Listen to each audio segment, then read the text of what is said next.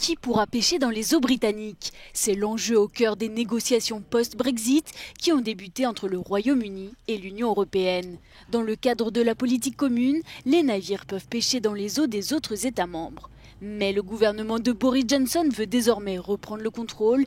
Les entreprises britanniques se plaignent depuis longtemps d'être désavantagées. Il y a environ 6 fois plus de bateaux européens qui pêchent dans les eaux britanniques que de navires anglais qui pêchent dans les eaux de l'UE. C'est donc déséquilibré. L'Union européenne souhaite maintenir le système actuellement en place, mais Londres exige des négociations annuelles afin de décider quels seront les pays autorisés à pêcher. Nos eaux de pêche sont notre ressource souveraine et nous déterminerons l'accès des autres pays selon nos conditions. L'industrie de la pêche représente environ 1,7 milliard d'euros pour l'économie britannique. Même si c'est une forte somme, cela ne représente que 0,1% du PIB britannique.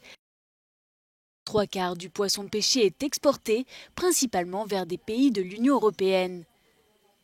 Dans le nord de la France, à Boulogne-sur-Mer, 400 000 tonnes de poissons pêchés dans d'autres pays sont transformés chaque année, dont du saumon écossais.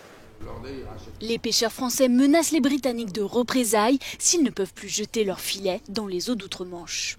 Si on entre en guerre, il est bien évident que les Britanniques perdront sur les marchés européens et leur production, ils ne pourront pas la vendre en France.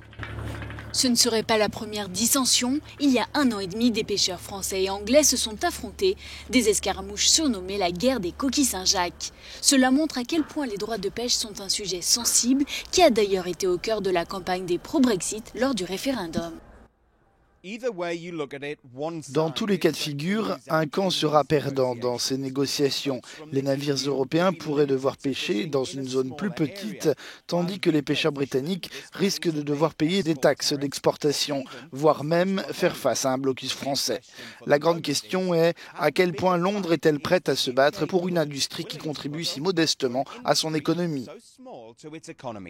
Oliver Whitfield, Euronews, Boulogne-sur-Mer, France.